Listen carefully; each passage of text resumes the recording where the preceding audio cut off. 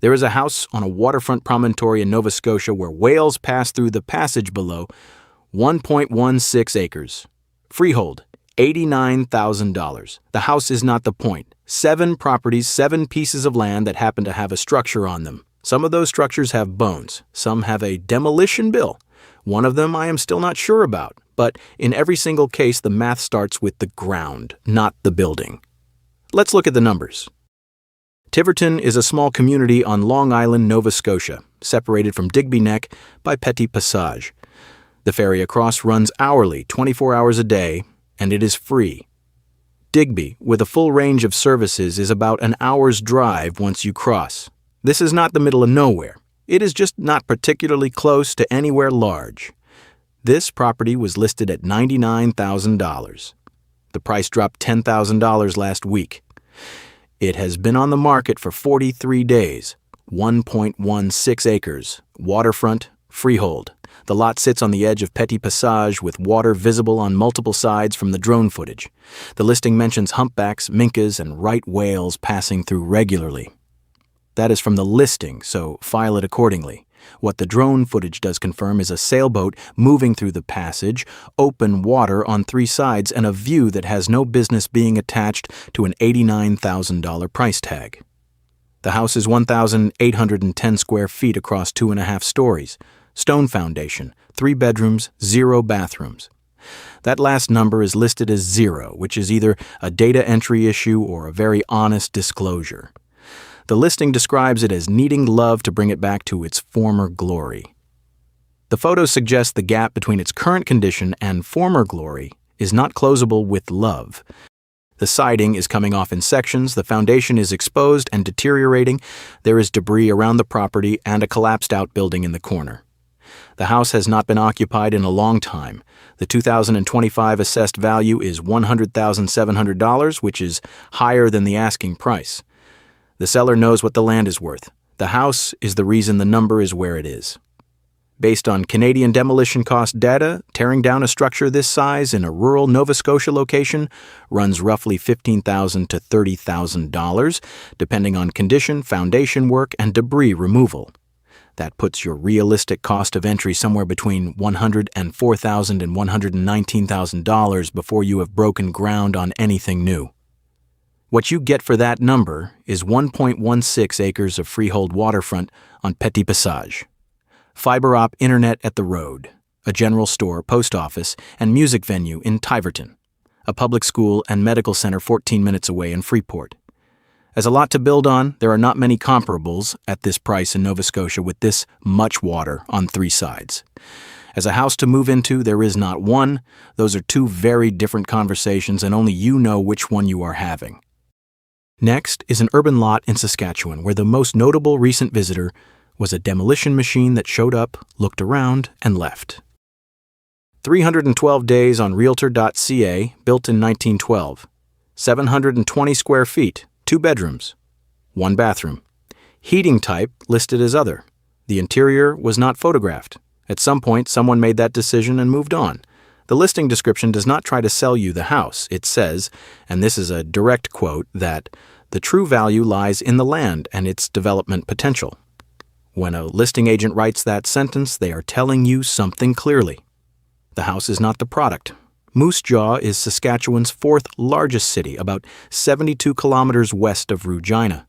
The lot is 6,120 square feet in the central MJ neighborhood, 1.5 blocks from Saskatchewan Polytechnic's Moose Jaw campus.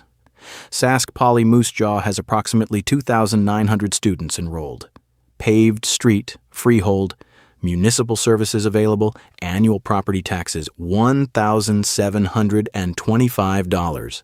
Now, here's something that did not make it into the listing. I opened Google Street View. The April 2015 photo shows a skid steer on a trailer parked directly in front of the property.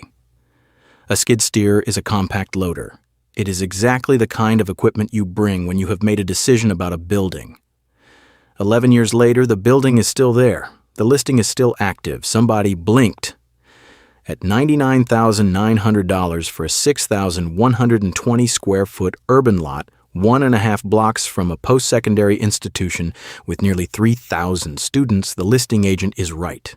The true value lies in the land. It has been lying there for at least 11 years, waiting for someone to do something about it.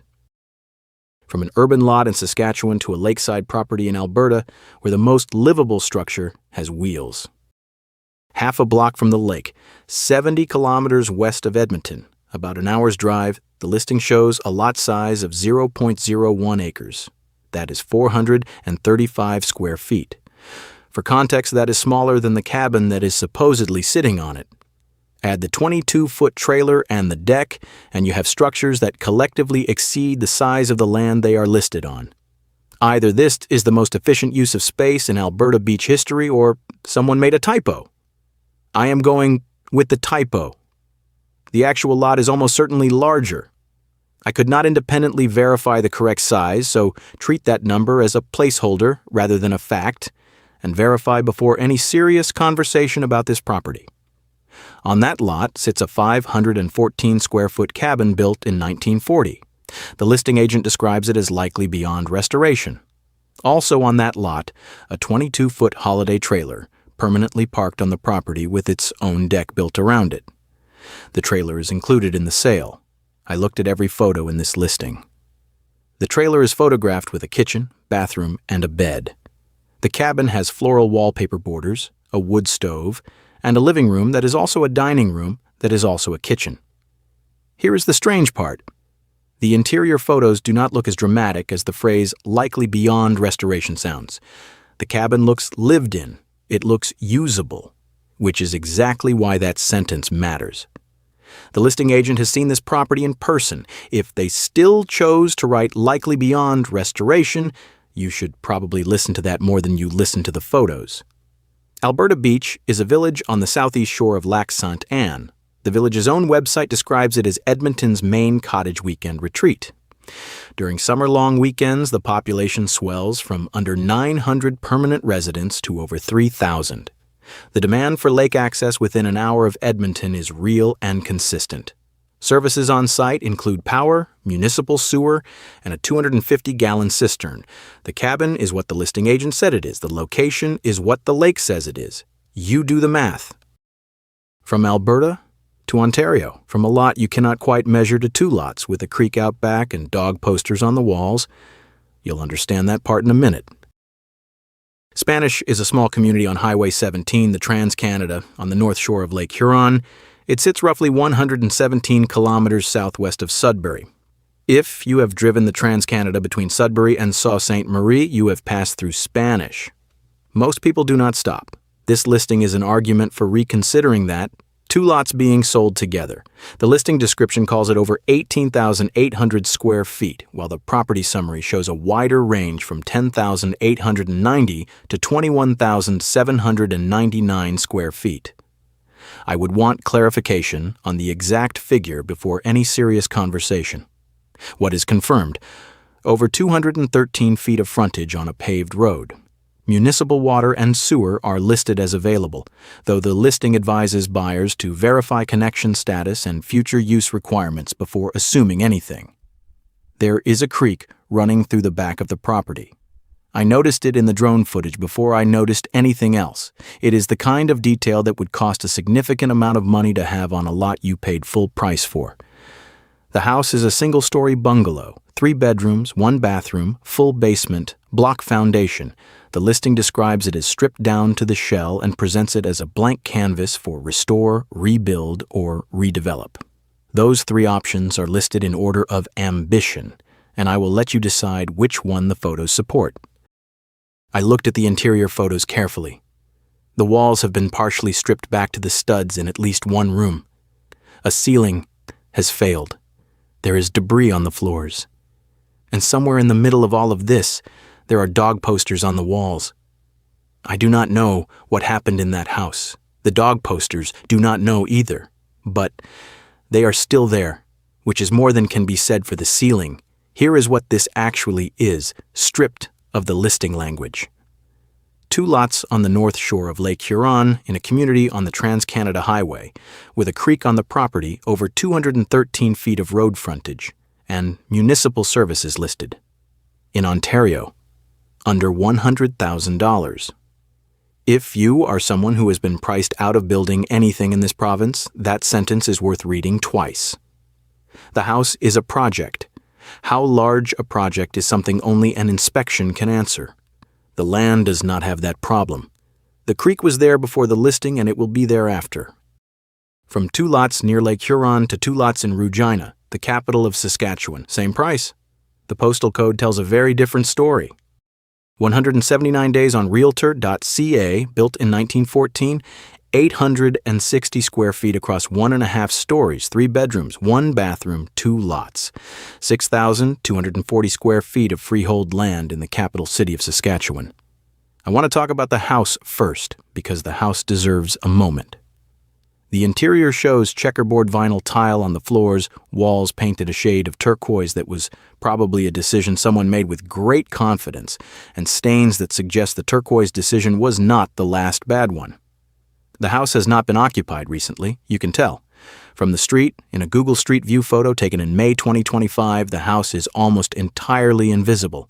Shrubs and trees have closed in from all sides. The peak of the roof is visible. That is about it. I have looked at a lot of listings for this channel. I have not seen vegetation this committed. At some point, the property stopped being neglected and started being reclaimed. Nature did not wait for a contractor. Directly across the street is the Cosmopolitan Learning Center. 2 freehold lots in Regina, 6,240 square feet total. Regina is the capital of Saskatchewan, with a population of approximately 230,000 people. This is not a small town with limited demand. This is a provincial capital with government employment, infrastructure, transit, and services.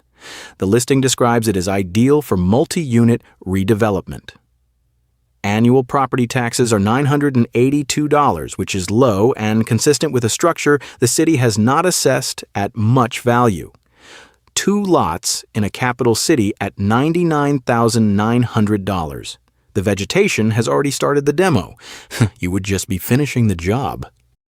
From 2 lots in a capital city to 5 acres outside another one, except this time, the listing agent already told you what the structures are worth. The answer is in the title. The listing does not call this a house. It does not call it a fixer-upper. It categorizes it as vacant land. There are structures on the property, but the listing agent describes them as in, quote, as is tear-down condition, and then adds that that is the best part. I have read a lot of listing descriptions. That is the first time I have seen a demolition framed as a selling point. And honestly, they are not wrong. 5 acres, freehold, year-round road access, power at the lot, a small duck pond on the property, a brook running along the back. The fall colors in the drone footage are genuinely spectacular, which is doing some heavy lifting for the listing photography. But the land underneath those colors is real.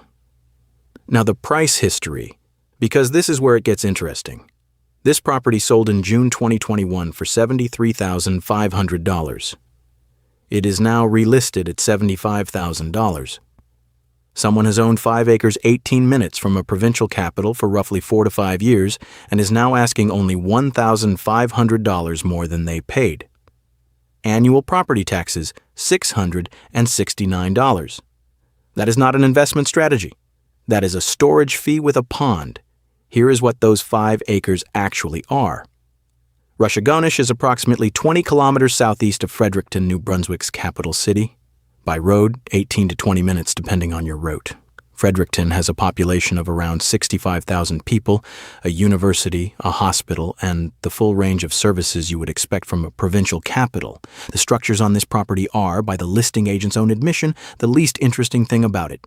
5 acres, 20 minutes from a capital city, power at the lot, brook and pond included, freehold title, $75,000. I want you to think about what it would mean to build exactly the house you want on land that is entirely yours, with 5 acres between you and your nearest neighbor and an 18-minute drive to a city with real employment and real services. No monthly fees, no shared walls, no one telling you what color to paint the fence, just land and whatever you decide to put on it. That is what $75,000 buys you here. The structures are not the product. The listing agent said so on the first line. from 5 acres of vacant land in New Brunswick to 18 acres in Nova Scotia. This time, the house is part of the conversation. Whether that is good news depends entirely on what an inspection finds. This is the only property in this video where the house might actually be worth something. That is not a compliment, it is a complication. Let me start with what is good. 18 acres on Trunk 10, the highway that runs between Bridgewater and the Annapolis Valley in Nova Scotia. Springfield sits roughly 135 kilometers west of Halifax. The listing mentions an easy commute north to the Annapolis Valley or south to the South Shore. Bridgewater, the closest town with a full range of services, is the regional hub of Lunenburg County. This is not an isolated location, it is rural Nova Scotia on a highway, which is a different thing. The house is 1,720 square feet across 3 levels.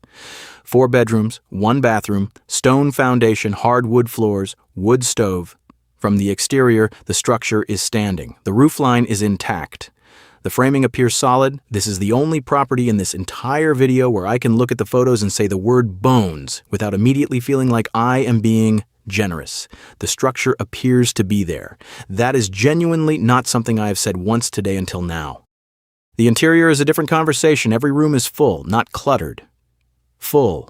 Boxes stacked to the ceiling in some rooms. Bags, lumber, tools, clothing, furniture across every floor. One bedroom has a ceiling that has partially failed. The attic space shows exposed rafters and decades of stored material. I looked at these photos for a long time. What I could not determine is where the contents end and the damage begins. That distinction matters enormously for anyone thinking about this property. And all of it comes with the title. The property sells with every remaining content included. Everything you see in those photos is part of the sale. That is either a bonus or a disposal project. Only someone standing in those rooms can tell you which. The listing states explicitly that the home is not currently considered livable and is being sold with no warranties or representations from the seller about anything. A drilled well is in place. The septic system's condition is unknown. That last detail is in the listing. The seller does not know the condition of the septic. In Nova Scotia, replacing a failed septic system runs roughly $15,000 to $30,000 depending on soil conditions and system type. That is not a reason to walk away. That is a reason to get an inspection before you make an offer, not after. 18 acres, 4 bedrooms, 1,720 square feet, Nova Scotia, $89,900. If the structure is sound and the septic is functional, this is a completely different conversation than anything else in this video. You are not buying a lot with a demolition bill. You are buying a house on 18 acres in Nova Scotia that needs work, at a price that reflects the uncertainty rather than the potential. If the structure is compromised or the septic needs replacement, the math changes. How much it changes depends on what an inspection finds. That inspection is not optional. The land is already there. The 18 acres do not have unknowns. The house does. And only one of those things can be fixed with a phone call to a contractor. There is a version of this country that does not make the news. It does not trend. It does not come up in conversations about housing affordability because it is inconvenient for every side of that conversation. It is land, actual land. Some of it waterfront, some of it in capital cities, some of it with a duck pond and a brook and 20 minutes to a provincial capital, all of it under $100,000. The listings are quiet, the prices are real, and the only thing standing between most of them and a different future is someone willing to look past what is sitting on top of the ground and think about what is underneath it. That person might be you. But now you have seen the numbers. There are more of these out there. Subscribe so you do not miss them. The land is not going anywhere, but the listings might. As always, I show you the math. You make the call.